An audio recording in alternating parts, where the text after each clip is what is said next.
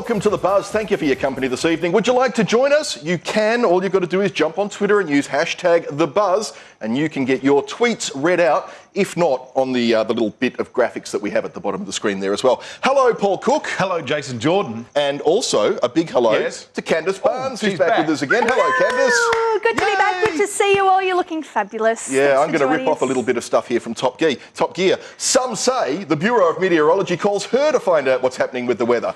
We just call her Candice. Yeah, sure. Now, whatever you're going to go with, that's fine. I've got to mention Yeah. Zetanet, because they're a sponsor of ours and we really do appreciate it, so thank you for that. They do the best in cloud computing. Yep. I also want to mention tonight, one of our viewers, at Mick Goss, Michael Gosney, has given us a couple of tickets to SciTech. So if you'd like to go to SciTech, they're up for grabs tonight, and here's how we're going to do it. One of our supers, one of the graphics that will come up on the bottom of the screen, one of them has a spelling error. We want you to find which one it is and post using hashtag The Buzz. Grammar Nazis unite. That's right. Jason, have we checked that we've only got one spelling error? Because there may be more than one. We may have more than we have tickets. Yeah, we may. But whoever gets in first, we will give you the 2 tickets. They're adult tickets to go to SciTech whenever you like. So good luck. Got to try and find it. Okay, so you win 1 adult ticket per spelling mistake. No, let's give both to the one person. Oh, okay. Don't try and make this more confusing than what it is. I want to be confused myself. All right, I'm going to do a very quick impersonation here. I want you to see if you can work out who this is. You ready? Yeah. Leader of the Opposition. Leader of the Opposition, Tony Abbott. Check this out. Will there be any chance of a deal on asylum seekers this week? Will you be prepared to negotiate again with the Labor Party? We have invited the opposition leader, Tony Abbott, to join us. So far, he's declined. And we did try to get Tony Abbott on the program this morning. Despite consistent requests this year, he hasn't agreed to do an interview with us. You're not saying anything, Tony.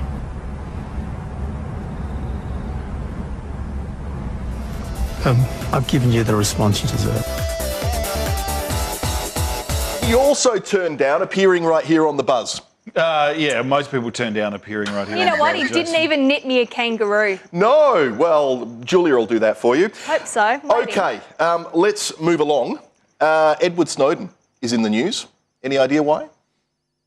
I thought this was older than a week. It is. Well, obviously, the rumour is concerning Edward now because a couple of funny things have happened. Firstly, he was apparently going to be on an Aeroflot flight from Moscow to Havana. A 16-hour flight with no alcohol. And I saw a fabulous Instagrammed picture of an empty seat. Yeah. 17A, I think it was, where he wasn't, which was fabulous. And the other one is, the rumour today is that he actually joined the NSA to get this information, to spread it, and it was this all part of his grand plan? People have been asking the question. The intelligence. Well, people have been asking the question, the hashtag Snowden should be trending, and yet it isn't. Well, maybe there's different Snowden hashtags or different things, NSA, PRISM, whatever, surrounding the thing.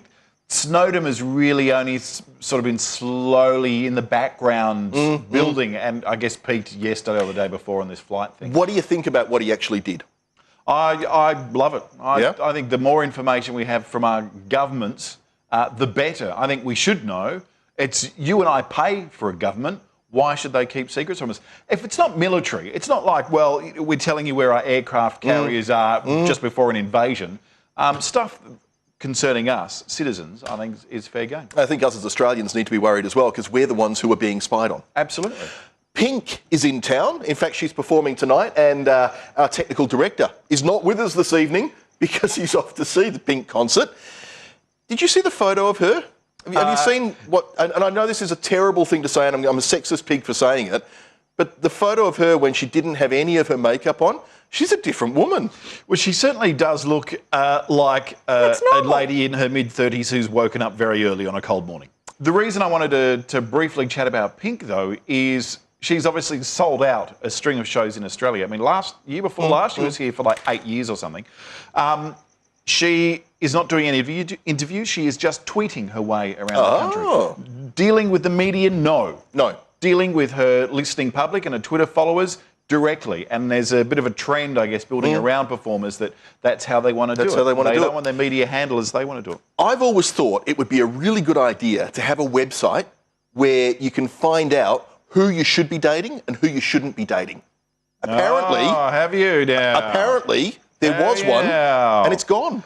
There was, and excuse me while I quickly try and find this particular page. It was called Don't Date Them. Now, we have to go to the WA Today story because the page has been since pulled down. It's only been up for a couple of days. It had up to around 4 o'clock this afternoon, 16,000 likes. It was essentially you going on saying, I dated John Brown and he didn't pay for dinner, he made me pay, and then left me destitute on a city street after giving me a big tonguey in the ear. Right. And people were just naming and shaming. And uploading photos. Absolutely. Some were photos and whatnot of, people with sexually transmitted diseases. And so this stuff is, it's dangerous. I mean, this is the sort of stuff that people could sue over. Potentially defamatory, exactly. Whoa, okay. And so the police may be investigating this. If you go to WA Today and have a look at alleged Perth abusers and cheaters, you can still find some of the tweets, some of the information that's on there. It'll be interesting to see if the police do follow it up. Do something about it. Candice, back to you. You've got something about a Facebook bug. Well, thankfully, it's all sorted out now, but certainly one of the biggest developments in social media this week was this glitch that affected something like 6 million Facebook users, something absolutely atrocious like that. Now, they do say it was fixed within 24 hours, which is a huge relief, but not before the email addresses and potentially phone numbers of up to 6 million of these users were, shared with people who they didn't necessarily give them to. Now, they do say that they were accessed through this download my data feature that Facebook offers, and as I said, it has been patched now, but gosh, would have had a few people a little bit nervous, and you'll be wondering who's texting you at 12 in the evening. Who knows? That's probably just me, Candice. Okay, well, we'll figure that out. We'll work on that. Okay. The next one I have for you is, social media and advertising done right. Now, we see a lot of fails in this arena, but this one I kind of like. If you have the chance to watch this video, it's a collaboration between singer Usher and Samsung, who is trying to pitch its new smart TV. Very, very cleverly, they've teamed the release of this viral video with the finale of The Voice, which is a big reality show both here and in the States. So far, 27 million views. Check it out.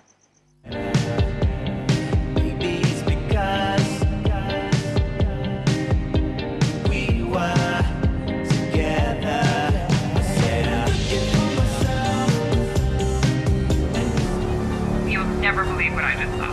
Some guy just fell out of the sky. Is that really Usher? Am I hallucinating? That is Usher? Is that who I think it is? Check on Channel 11 right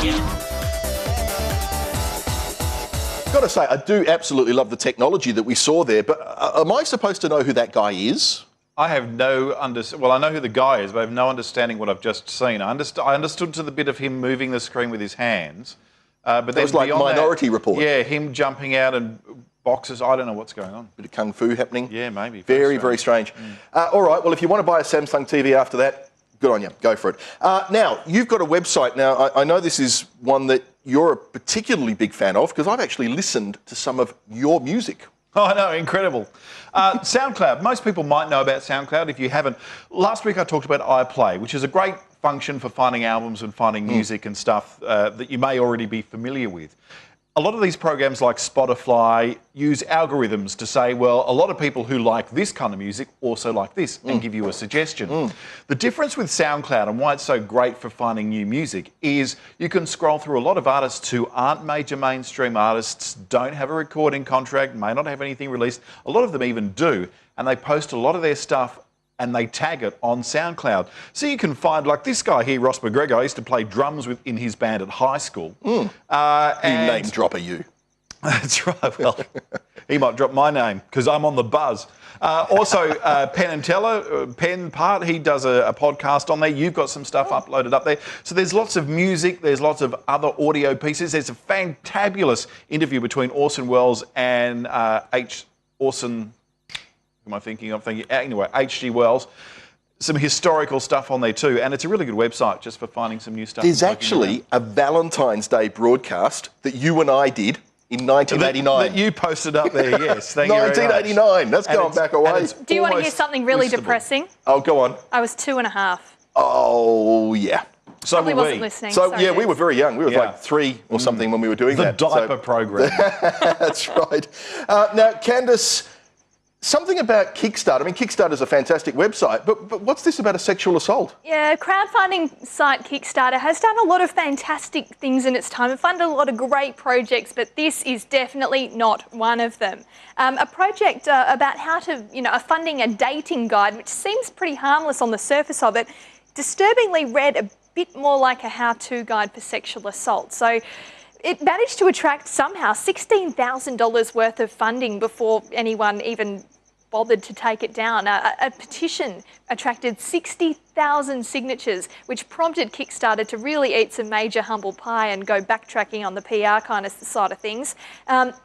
They've since contributed $25,000 to an anti-sexual assault charity. They've removed the listing, of course, and they've changed their guidelines as well. So a positive result, and hopefully this kind of thing won't happen again. Pretty disgusting. Have they found out who was behind it, Candace? Yes, was it just a troll? No, it was the author of the book. It was a legit, kind of project. He wanted to share his, art of seduction type of thing, but it was... there's a difference between seduction and sexual assault. Yeah, and I did read a few excerpts that they were concerned about, and definitely a cause for concern. And I'm a pretty open-minded kind of girl, so, definitely the kind of thing that shouldn't be funded at all. Or did you just get a message from your mum? No, Tiff got a message from her mum because this is her right.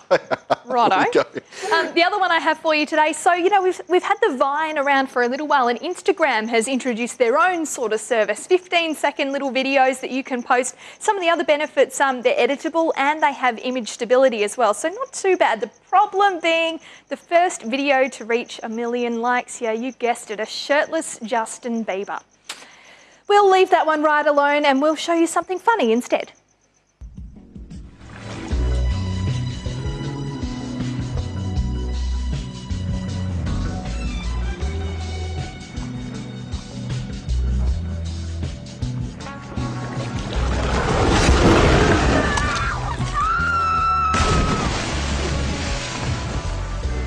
Tampax. Теперь без протечек.